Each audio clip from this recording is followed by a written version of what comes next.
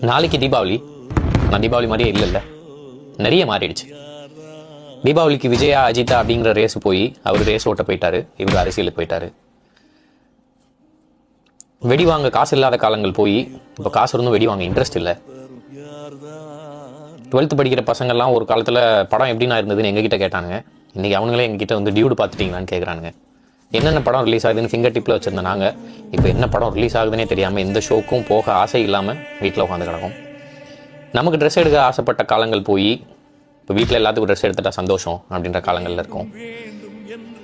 90லேருந்து 96 பிறந்தவங்க எல்லாருக்கும் 30லேருந்து 36 வயசு ஆயிடுச்சு. ஆல்மோஸ்ட் எல்லாத்துக்கும் குடும்பம் குழந்தைன்னு ஆயிடுச்சு. தீபாவளிக்கு எத்தனை மணிக்கிடா எல்லாரும் ஆஜராகலான்னு கேட்ட காலங்கள் போய் தீபாவளி என்னைக்காவது பார்க்கலாமாடா அப்படின்ற காலங்கள் வந்துருச்சு.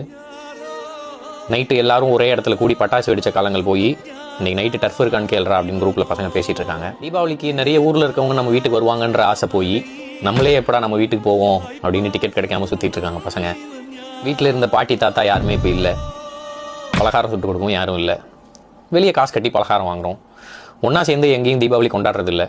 சொந்தக்காரங்களும் தூரம் தூரமாக போயிட்டாங்க. பக்கத்திலே இருந்தாலும் தூரமாக தான் இருக்காங்க. நிறைய மாறிடுச்சு. பெரிய கல்ச்சுரல் சேஞ்ச். ஜென்சியோட எராக்கு கம்ப்ளீட்டாக அந்த 2025 மாறிடுச்சு. இதுக்கு முன்னாடி கூட அப்படி இப்படி கொஞ்சம் கொஞ்சம் ஒரு நாட்டம் இருந்தது. இப்போது பார்க்க கஷ்டமாக இருக்குது. we are getting aged. the 90s kids getting aged.